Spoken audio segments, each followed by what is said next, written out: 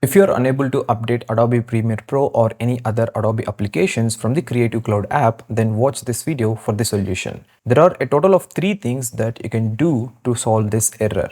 The first step is uninstalling the software by going into the Creative Cloud app. By doing this, you are removing all the older files. But don't worry, your project files and everything else will remain intact if your backup is perfect. For 90% of users, this itself solves the problem.